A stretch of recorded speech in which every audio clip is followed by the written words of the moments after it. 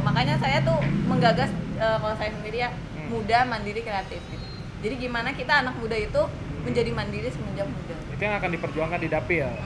Iya, anak-anak daripada kita main HP nggak jelas gitu kan ya, main Mobile Legends dan sebagainya kan mendingan kita jualan gitu kan, bisnis dan sebagainya.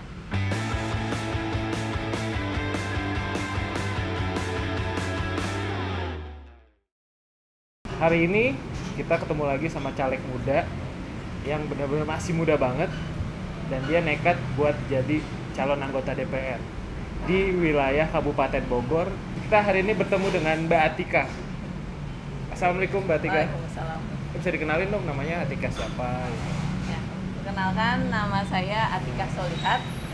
Biasa dipanggil Atika. Ya. Alhamdulillah tinggal di Kabupaten Bogor udah 18 tahun kali ya. Ya. Nah, insya Allah udah kenal lah sama Bogor. Ya, Terus? jadi modal lah. Ya.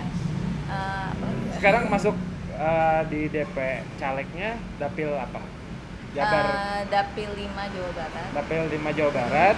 Untuk Kabupaten Bogor. Partainya dari? Partainya PKS. Di caleg nomor berapa? Caleg nomor 6. Nomor 6. Kita penasaran kenapa kok mau sih jadi caleg gitu? Umur 26 tahun, ya artinya baru lulus kuliah 4 tahun lalu kali. Iya. Bisa ceritain nggak gimana? Sebenarnya saya ini kan lahir, pokoknya saya itu besar sebagai melihat orang tua saya sebagai pengurus partai. Iya. Jadi saya tahulah gimana perjuangan orang tua saya, perjuangan kader-kader PKS itu dalam meraih suara masyarakat. Dan saya melihat itu sampai sekarang orang tua saya masih berjuang untuk itu gitu kan. Dan saya melihat kok anak-anak muda tuh nggak ada yang berjuang gitu ya. Itu kayak orang tua mereka gitu. Makanya saya di sini tuh ya terketuklah hatinya gitu. Ya Allah, saya ingin berjuang gitu kan seperti orang tua saya gitu kan. Dan lagi pula sekarang tuh banyak ya orang milenial gitu kan yang mulai banyak yang memilih lah gitu. Jadi saya turun gitu. Kalau secara statistika itu kan 70% kita itu pemilih itu umurnya 17 sampai 43 tahun. Tapi caleg yang ada saat ini 70% itu di atas 43 tahun. Oh ya. Jadi ya jomplang sekali lah gitu. Makanya saya di sini ingin ya mewakili gitu suara Jadi milenial. salah satu pilihan untuk menjadi caleg DPR itu karena orang tua yang sudah lama berjuang di PKS. Salah satunya dan ingin menjadi bagian caleg milenial yang untuk menandingi caleg-caleg senior itu. Iya, regenerasi. Regenerasi lah ya. Nah, itu jadi kader PKS tuh sejak kapan sih? Ya. Atau sejak lahir? Kalau secara di luar kultural mah saya dari lahir ya karena udah PKS. Ya, karena orang tua ya orang tua bergerak di situ gitu kan ya. Saya sering dibawa acara-acara PKS dan sebagainya. Tapi kalau secara struktural itu ya mulai dari kuliah gitu. Saya juga kan di PKS itu sebagai bidang kemahasiswaan. Bidang kemahasiswaan. Jadi saya ngurusin anak-anak mahasiswa yang ya kita meraih suara dari anak-anak mahasiswa itu lah. Oh gitu. Di PKS. Itu PKS di DPD Kabupaten Bogor. Saya itu kan dulu kan di kami itu sampai jadi wakil ketua kami Bogor. Okay. Jadi orang PKS itu melihat itu ada potensi ini anak mahasiswa yang kritis gitu. Jadi aktivis lah. Ya, dari Jadi milenialnya nggak sekedar milenial kayak sekarang gitu, tapi udah punya perjuangan dari dulu. Oke. Mbak Atika. Lalu mentor politiknya selama ini siapa? Kan udah dari kuliah udah jadi kader. Pasti kan punya mentor politik dong. Siapa sih mentor politiknya? Orang tua. Sekarang jadi caleg, bisa diceritain nggak sih bagaimana penunjukan caleg di PKS dan Mbak Atika bisa masuk jadi caleg? Itu di PKS itu prosesnya gimana sih? Kalau di PKS itu kita itu nggak ada sistem mengajukan diri. Jadi kalau mengajukan diri otomatis ditolak. Oh ya. Jadi kita itu kan dalam Islam juga tidak boleh kita meminta jabatan. Nah, makanya di PKS itu kita memilih orang-orang terbaik, orang-orang kader-kader terbaik. Kan. Alhamdulillah ya, saya kan sudah jadi kader, sudah jadi struktur juga di PKS. Ya, akhirnya saya terpilih lah gitu sebagai caleg. Itu dites dulu? Nggak ada. Nggak ada tes, nggak ada apa. Tapi dipilih sama struktur DPD. Diajak gitu, Atika, kamu kayak kader potensial gitu. Hah? Enggak sih, nggak gitu, cuman saya langsung dikasih kayak apa sih SK gitu lah gitu. Sebenarnya jadi kalau di PKS itu kalau kita udah dapat SK itu ya mau nggak mau harus gitu kan. Harus siap karena sudah jadi kader. Gitu. Lalu waktunya keluar duit keluar berapa ya waktunya? Waktu sama duit nih. Itu modal berapa sih jadi caleg? Bisa diceritain nggak sedikit? Kalau jujur ya kalau misalnya kita saya umur segini ya apa sih gitu kan ya. Kerja juga masih dulu sempat kerja tapi ya karena jadi caleg jadi mundur gitu karena saya kerja di instansi pendidikan lah gitu. Instansi pendidikan ya. Jadi keluar. Jadi modal itu ya hampir dibilang ya cuma dari suami lah gitu kan. Suami apalah gitu kan kerja juga dulu cuman jadi kalau kata orang Bojong mah suami punya gawe lah. Iya punya gawe lah. Ya tapi alhamdulillah kalau di PKS itu kita ada politisi yang bahkan politisi yang satu kalau dalam PKS itu jadi ya nomor urut 2 gitu, saya nomor 6. Nah dia juga bantu saya gitu. Atika kalau misalnya butuh apa saya bantu, butuh dana saya bantu. Terus kalau ke ibu-ibu di masyarakat ibu-ibu kader PKS juga, Atika kalau butuh ini mau sosialisasi kami datangkan, kami ini. Jadi banyak banget yang bantu secara dana, secara dukungan, alhamdulillah. Jadi kalau buat masalah waktu itu udah urunan partai juga bantu, dari keluarga juga bantu. Jumlahnya masih rahasia nanti aja ya.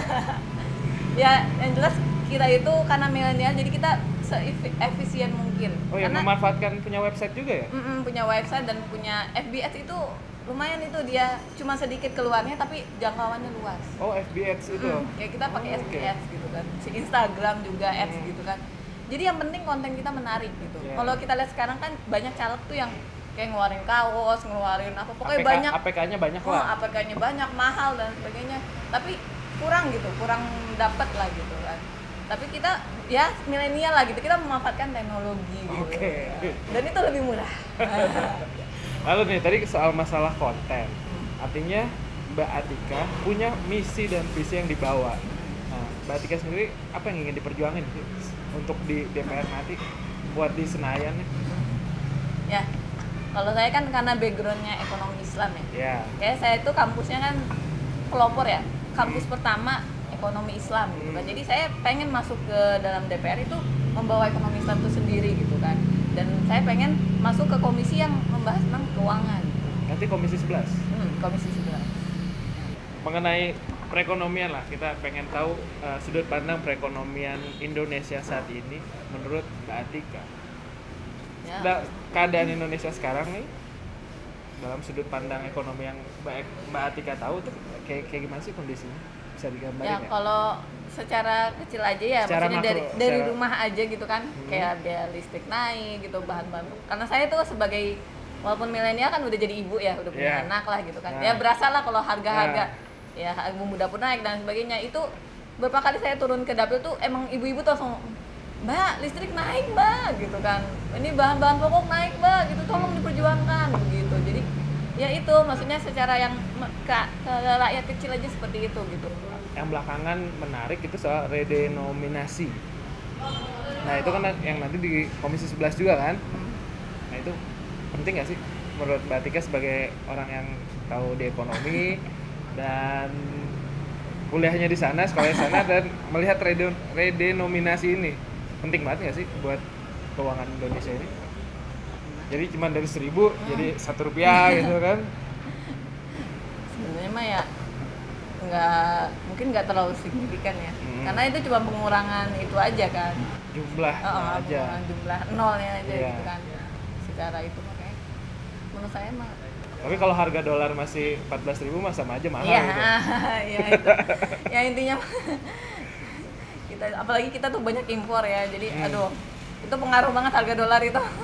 Nah kan harga dolar lagi tinggi, kira-kira kita kan juga perlu jangan kritisi doang, kita juga perlu solutif juga kan. Nah nanti ketika di DPR apa yang didorong biar dolar ini tidak terus meroket?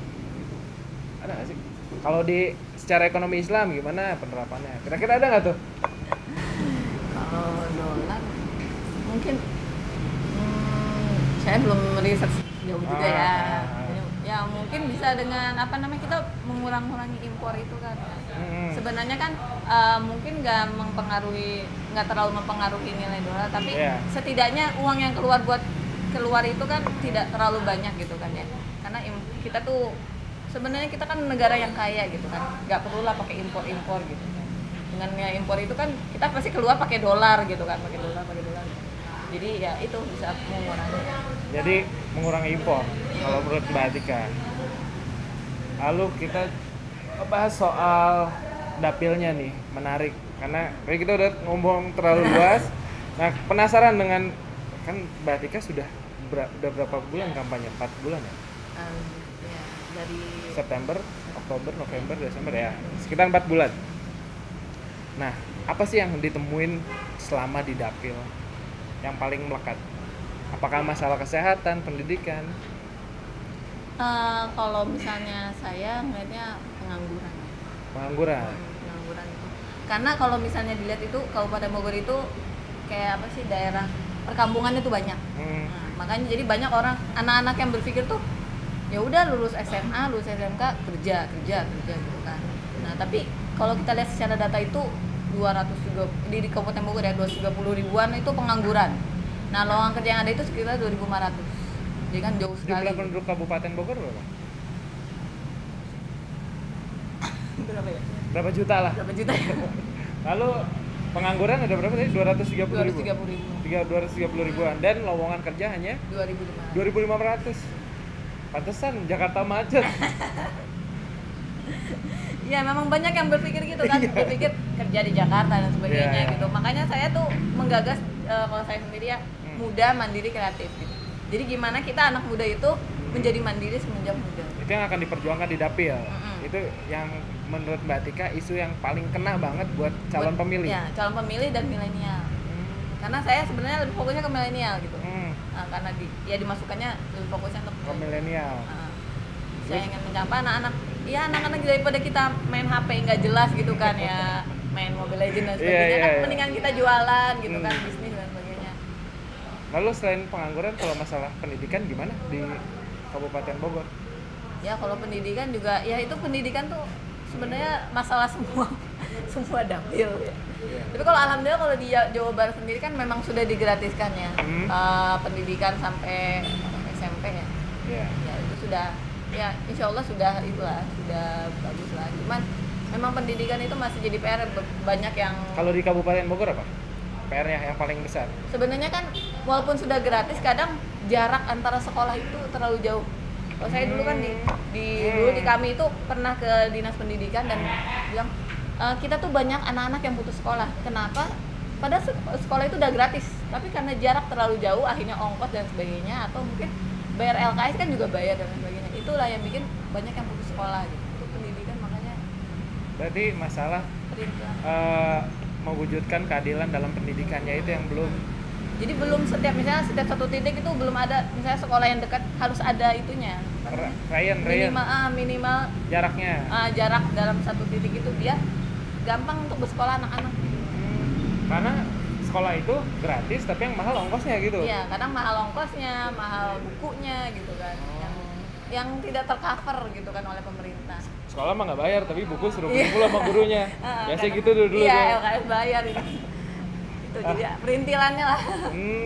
Kalau soal kesehatan, kalau di Bogor apa? Udah ada temuan apa sih selama belusukan?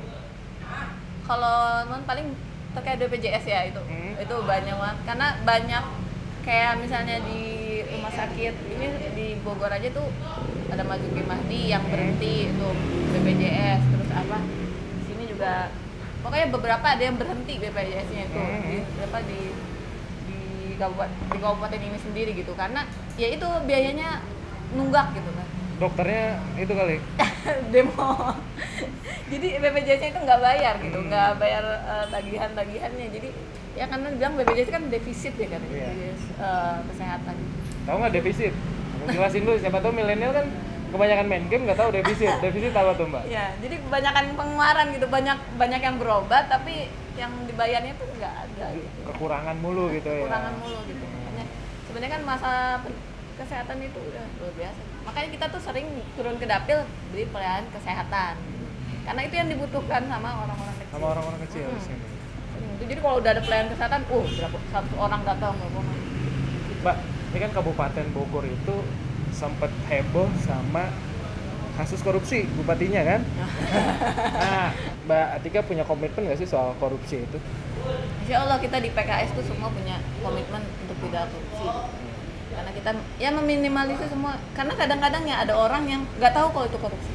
Iya. Ada orang yang terjebak dan yang sampai ada satu DPRD semuanya kena kan, itu bisa jadi mereka nggak tahu kan, begitu.